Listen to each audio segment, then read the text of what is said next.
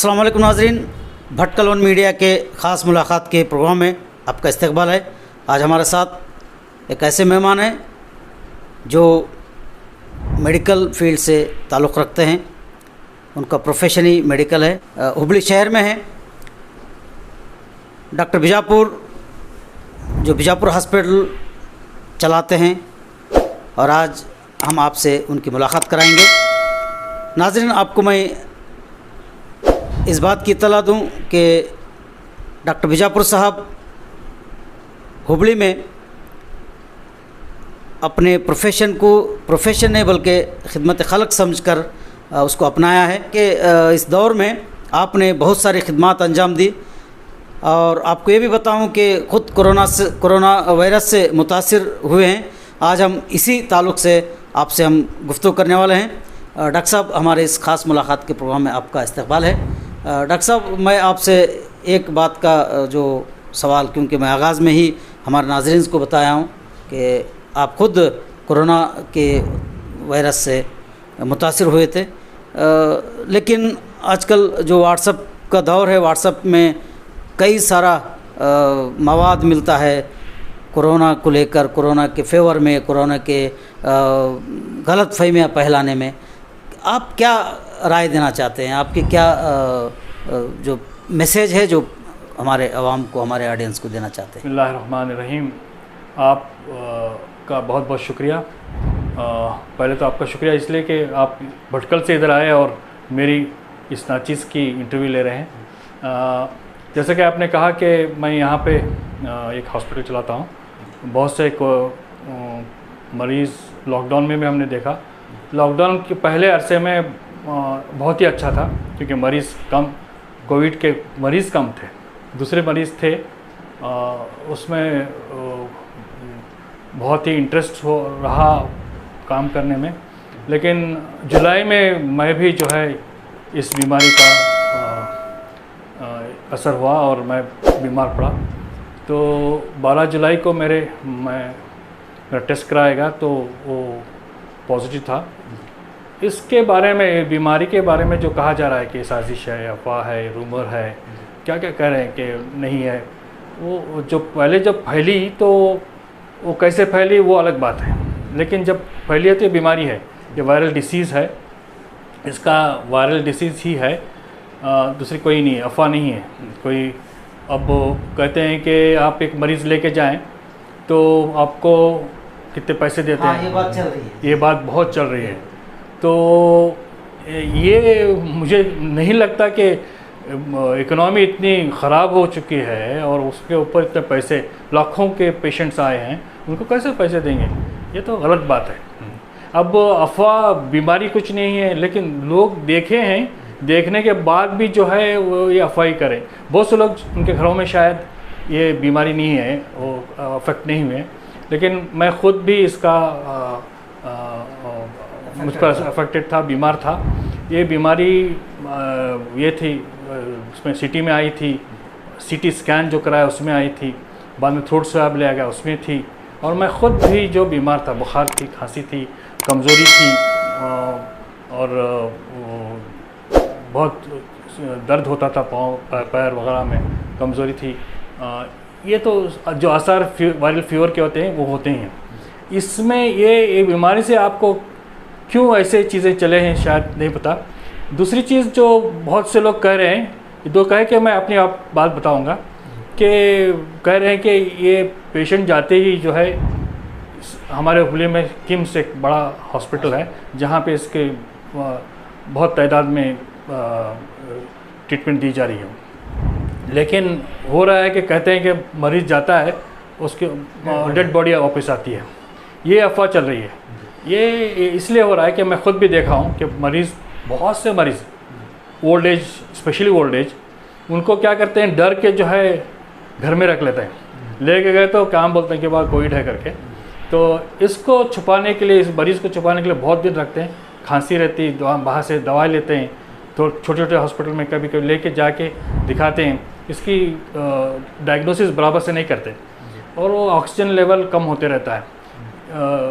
तो last stage में ले जाते हैं। ले जाने के बाद उसको सैचुरेशन वगैरह कम रहता है, उस वक्त में कुछ नहीं कर सकते, वैसे वक्त में ले जाते हैं, ले जाने के बाद वो ज़ाहिर है डेफिनेटली मौत होगी।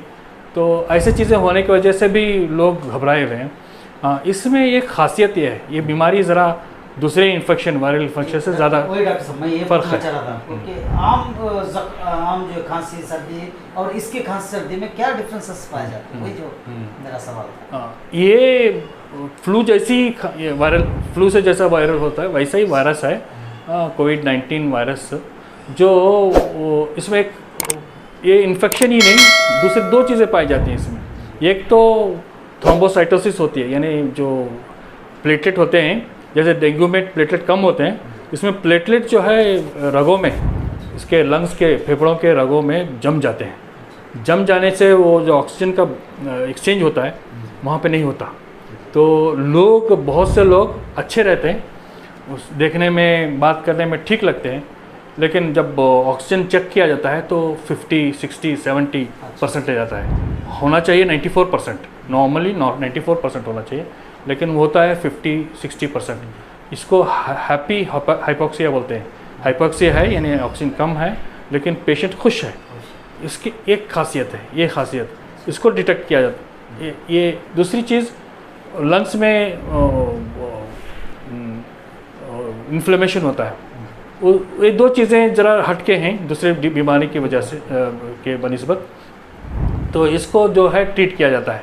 अब इसको मालूम किया गया है, पहले इसको मालूम नहीं किया गया था, ये मालूमात नहीं थी कि क्या होता है। खाली जैसा है वायरस है, वायरस को ट्रीट करो, जैसे फ्लू है, दूसरे वायरसेस हैं, उसको जस्ट ट्रीट किया जाता था, वैसे ट्रीट कर रहे थे। उससे वजह से डेथ रेट ज़्यादा था, फर्टिलिटी रेट ज़्यादा था, यानी मौतें ज़्यादा होती थी। अब इसको मालूमात हासिल होने के बाद इसकी ट्रीटमेंट अच्छी हो गई है, पहले की बनिस्बत कम है, यानी डेथ्स कम है। होता यह है कि 85% नॉर्मल, ऑलमोस्ट थोड़े से सिम्टम्स या एसिम्प्टोमेटिक, कुछ नहीं रहता। 15% में तो थोड़ा सा सीरियस हो सकते हैं, तो उनको एडमिट करने की ज़रूरत है। उसमें 2% डेथ रेट होता है। तो इसको बहुत सीरियस इसलिए लिया जा रहा है कि ये ज़्यादा फैलती है। जैसे आपको कोल्ड हुआ तो जैसे वो छींकें, खांसें, ड्रॉपलेट इन्फेक्शन बोलते हैं, उससे जो है आप फैल सकती है।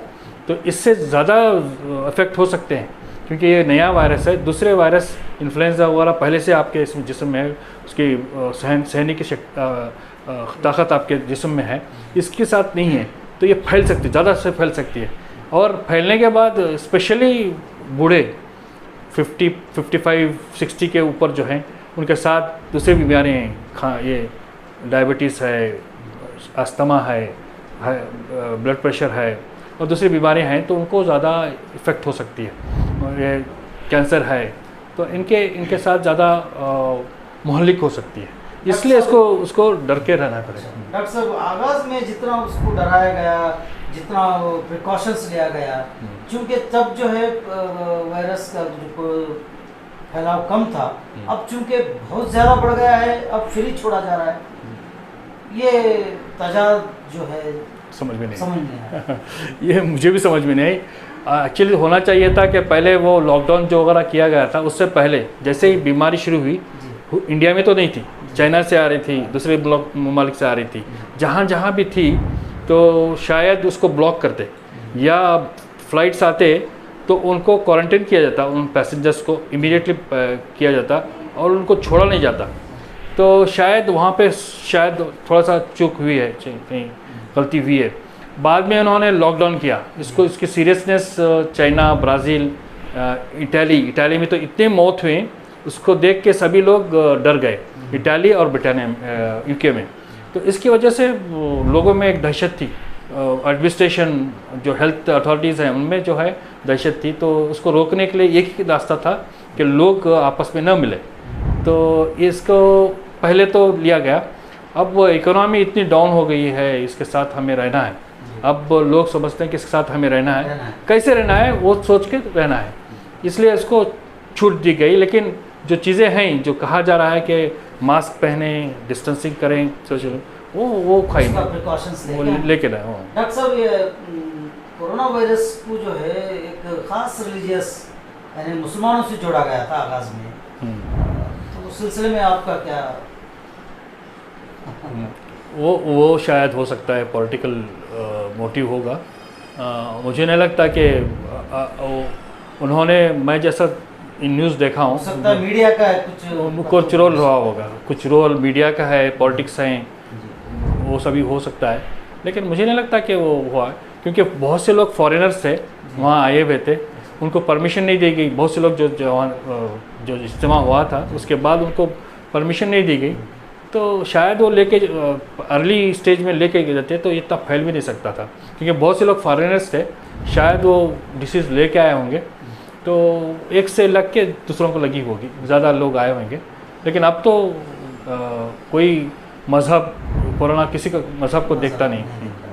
डॉक्टर साहब, आप जितना कोरोना का पेशेंट्स की ट्रीटमेंट किए, वो उनके साथ लगे रहे, कोई एक ख़ास वाक़या जो आपके याद में है जिसको लोगों के सामने लाया जा सकता है, तो ख़ास वाक़या? मैं बहुत से वाक़यात हुए हैं, लेकिन मेरा हॉस्पिटल कोविड हॉस्पिटल नहीं है, नॉन कोविड हॉस्पिटल है, क्योंकि हमारे पास डिलीवरीज़ के पेशेंट्स ज़्यादा रहते हैं, तो इसलिए हमने प्रेफर नहीं किया, क्योंकि और रास्ता भी एक ही है आने जाने का। लेकिन हमारे पास तो बहुत से मरीज़ आते हैं। सोच रहा था कि मैं एक फ्लोर को इसके लिए कोविड के लिए दूँ, लेकिन वो नहीं हो सकता, क्योंकि मिक्स हो जाएंगे पेशेंट्स, फिर लगेगा तो ये हॉट स्पॉट न बन जाए, इसलिए जो है मैं इस ख्याल को तर्क कर दिया। एक वाक़या मैं बताना चाहता हूँ। एक पेशेंट जो है, एक जीपी यानी जनरल प्रैक्टिशनर के पास गया, मेरा ख़ास पेशेंट, तो वहाँ जाके उन्होंने बताया कि ये सिम्टम्स हैं, इसको ऐसा है। तो उन्होंने पूछा मैं लेके आऊँ क्या आपको हॉस्पिटल में, तो उसको जो बता रहे थे वो कोविड के सिम्टम्स थे, कोविड-19 के सिम्टम्स थे। मैं उसको कहा कि आप KMC चले जाओ, वहाँ पे एडमिट हो। बेचारा वो गया, 2-3 दिन रहा, ऑक्सीजन लगाए, सब हुआ, अच्छा हो रहा था, तो बीच में क्या हुआ पता नहीं, वहाँ से वो भाग के ऑफिस आ गया घर पे।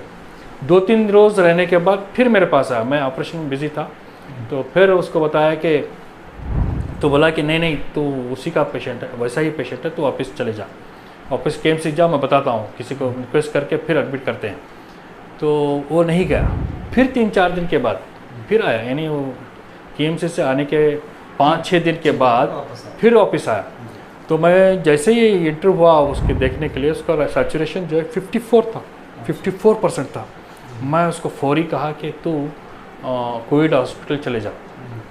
तो कैंसर हॉस्पिटल में इसका कोविड नेगेटिव, जो थ्रोट स्वैब था नेगेटिव आया था, ये परेशानी थी, लेकिन सिम्टम्स पूरे कोविड के थे, और एक्सरे वाइज पूरे जो न्यूरस मार्कर्स थे सभी कोविड के थे। एक कोविड का ही पेशेंट था। तो उसको लेके गए, SDM लेके गए, शायद वो SDM नहीं लेना चाहते थे, वापस लेके आए, उसकी डेथ हुई 2-3 दिन के बाद। मैं ये बताना चाहता हूँ कि इसको बराबर से ट्रीट करें। बहुत से लोग, और ये 2 इंसिडेंट्स बताना चाहता हूँ, एक कैसे अच्छा हुआ, एक पेशेंट जो है, उसका जो हार्ट का ऑपरेशन हुआ था, 65 तो होगा वो, तो मेल पेशेंट, उसको कोई फिजिशियन ही देख रहा था, उसको डायग्नोसिस बराबर नहीं हुई। वो मेरे ख़्याल से 6-7 दिन के बाद मेरे पास आया, तो मैं उसको बात किया, तो पूरा ऐसे लग रहा था इन्वेस्टिगेशन नहीं हुए थे। तो मैंने उसको एक कोविड हॉस्पिटल भेजा, जहाँ पे उसके पहले दिन उसके पूरे इन्वेस्टिगेशन किया गया, और इमीडिएटली उसकी ट्रीटमेंट शुरू की गई। वेरी एग्रेसिव ट्रीटमेंट, प्लाज्मा दिया गया, रेमडेसिविर जो इंजेक्शन देना है वो दिया गया। अल्हम्दुलिल्लाह वो पेशेंट वापस 65 प्लस है, 67 होगा शायद, तो वो घर पे अभी आराम से बैठा है विदाउट एनी ऑक्सीजन। तो ये जो इंसिडेंट्स बता रहा हूँ कि आप घबराएं नहीं, इसको ट्रीटमेंट वक्त पे लें तो इंशाल्लाह कुछ भी नहीं होगा, इंशाल्लाह ठीक हो जाएगा। वो होता है कि बहुत बूढ़े हैं, बहुत मॉर्बिडिटी, जैसे शुगर की बीमारी है, हाई ब्लड प्रेशर है, जैसे किडनी बीमारी है, अस्थमा है, ये लोगों को ज़रा सा हो सकता है तकलीफ़ हो और डेथ रेट इनमें ज़्यादा हो। लेकिन बहुत से कैंसर पेशेंट्स भी विद कोरोना ट्रीट होके आए हैं, कितने बूढ़े लोग भी वापस आए हैं। तो इसको डरना नहीं चाहिए, लेकिन मेरे ख़्याल से इसकी ट्रीट करके इसको जल्द अज जल्द ट्रीटमेंट देंगे तो इंशाल्लाह डॉक्टर साहब और एक सवाल ये जहन में आता है कि कोविड से पहले जितने डेथ होते थे मुख्तलिफ बीमारियों से, कोविड आने के बाद सिर्फ कोविड पेशेंट्स का जो डेथ रेट है वो थोड़ा सा है, बाकी का जो डेथ रेट थे वो उसमें कमी आ गई है। आप जैसा कि हॉस्पिटल चलाते हैं आपको शायद मालूम होगा कि क्या अच्छा रहा कि इसमें डेथ के रेट कम है जनरली देखेंगे? मेरे ख्याल से ऐसा लगता है कि लॉकडाउन में एक तो मूवमेंट कम रहा, ट्रांसपोर्ट, गाड़ियाँ, बसेस वगैरह एक्सीडेंट से ऑलमोस्ट नील थे। तो बस होता था तो पुलिस की लाठी चार्ज में जो मार खा के आते थे ना उतना ही थे। हाँ, वो एक डेथ रेट कम हो गया। उस दूसरी वजह भी जो है मेरे ख्याल से मैंने अपेंडिसाइटिस नहीं देखा 3-4 महीने, अभी अब देख रहा हूँ 2-3 महीनों से, 1 या 2 महीने से। 3 महीने तो मैंने अपेंडिसाइटिस नहीं देखा। शायद हो सकता है खाने का आदत जो थे जो बाज़ार में खाते थे वो कम हो गए, घर में खाने लगे, तो इसलिए शायद वो भी कम हुआ। दूसरी चीज़ें भी ऐसे ही शायद कम हुए होंगे, लेकिन कैंसर वगैरह जो है वो है तो हैं। डॉक्टर साहब मेरा एक आखिरी सवाल है कि कोरोना के बाद का जो मरहला है, उनके हेल्थ का मरहला है, उस वक्त का मरहला क्या होगा? जैसा कि हम इस कोरोना में तो हम आफ्टर पोस्ट कोरोना उसके बाद की हेल्थ का सिचुएशन क्या है? नहीं, अब कोरोना तो चल रहा है, चलेगा ही, कब तक चलेगा पीक नहीं पता। जब तक हर्ड इम्यूनिटी, जैसे एक को एक लग के जैसे उसकी इम्यूनिटी आती है दूसरों को भी, तो वो इम्यूनिटी आना चाहिए। ये एक दूसरा वैक्सीन आएगा तो शायद उससे कम हो जाएंगे। अब रहा ये तो एक को एक लग के जैसे इन्फ्लुएंजा वगैरह थे, जैसे उस पर काबू पाएगा वैसे ही ये भी पाया जाएगा। लेकिन प्रिकॉशन जो है, जो कहा जा रहा है, वो स्ट्रिक्टली फॉलो करें तो इंशाल्लाह ये डिसीज़ को भी हम मात दे सकते हैं। और एक बात मैं कहना चाहता हूँ, एक बात लास्ट है, ये स्पेशली हम लोगों के लिए, मस्जिदों में जाते हैं नमाज पहले तो लॉकडाउन में मस्जिदें बंद थी, 5 लोग नमाज पढ़ रहे थे, बाकी को नसीब भी नहीं हो रहा था कि मस्जिद जाएं। हमें इतना गम हो रहा था कि मस्जिद हम जा नहीं रहे हैं। तो अब अल्हम्दुलिल्लाह अलाउ किया गया है, मस्जिद में अलाउ किया है, लेकिन प्रिकॉशन करें, प्रिकॉशन लें। एक तो मास्क, कपड़े के मास्क पहन के नमाज़ पहने। शरीयत क्या कहती है नहीं पता मुझे, लेकिन मैं जैसा जानता हूँ कि कोई पाबंदी नहीं है शायद। तो कपड़े के मास्क पहन के नमाज़ पढ़ें, अपने ख़ुद की जाय नमाज लेके जाएं और उस पर पढ़ें। शायद क़ालीन वगैरह जो है मस्जिदों में निकाला गया है, फ़र्श पे पढ़ रहे हैं थोड़े। अभी अब जो है सब खालिन पे हैं, खालिन पढ़ रहे हैं वो सब। मैं सोचता हूँ कि अगर आप कोई इन्फेक्टेड पर्सन, यानी कोविड वाला जो एसिम्प्टोमेटिक है, वो सजदा करे, उसके ड्रॉपलेट्स पे पढ़ें, उसके बाद दूसरा आके उसके पढ़े, शायद वो लेके जाए तो बीमारी लेके जा सकता है। ये चांसेस हैं। ये जो है इसको आप मद्देनज़र रखते हुए जाए नमाज लेके जाए, मास्क पहने और दूसरा डिस्टेंस रखें, क्योंकि ये बात करने से भी जो है ट्रांसमिट हो सकता है, तो इनका ख्याल रखें। दूसरा जो है हाथ धोएं, 20 मिनट तक धोएं। सैनिटाइज़र में अल्कोहल होता है तो शायद न इस्तेमाल करें तो अच्छा है, हाथ धोएं साबुन से। अच्छा तो ये मैं दूसरी बात, ये तो प्रिकॉशन आप ख़ुद लेना है। दूसरी बात जो कहना चाहता हूँ, ये मजमूए जो होते हैं शादी या गम के कोई इंतकाल हो गया, तो इन जगहों पे क्योंकि क्लोज डाउन कहीं भी मीटिंग होती है, तो क्लोज डाउन होता है ना, वहाँ पे स्प्रेड बहुत ज़्यादा है। इसलिए इसको गए तो भी जल्दी वापस आए, बात न रुक के जो है मास्क पहने, सबको मास्क पहनने की तरबियत दें, उनको कहें कि मास्क पहने।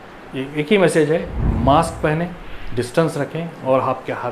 डॉक्टर साहब कोई खास ग़िज़ा वगैरह खाने का है क्या इसमें कुछ, या अवॉइड करने की कुछ ग़िज़ा है? अवॉइड या ये नहीं है कि आप अच्छी ग़िज़ा खाएं, गोश्त जो आप मुसलमान खाते हैं खाएं, लेकिन विटामिन सी रिच जो हैं वो चीज़ें खाएं। मौसम्बी है, नारंगी है, ऐसी चीज़ें, नींबू शरबत वगैरह ये भी ज़्यादा खाएं और अच्छी प्रोटीन वाली ग़िज़ा खाएं और अपने आप को तंदुरुस्त रखें। नॉर्मल वर्जिश करते हैं तो करने दो। फिर हो सकता है ये चीज़ें बहुत सी जगह बताए गए कि आप नाक छिनक के जैसा ही करना 5-6 बार इस तरफ बाद में खांस के निकाले ऐसा करना, कुल्ली करें, नाक साफ़ करें। आप तो वज़ू वगैरह करने में करते हैं, तो ये चीज़ें करें तो शायद वायरल लोड भी कम होगा, इसके सिम्टम्स भी कम होंगे।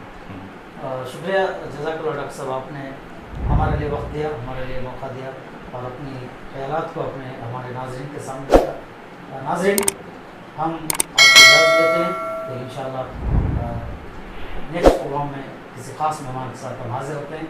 जब तक हमें इजाज़त दीजिए। अस्सलाम वालेकुम।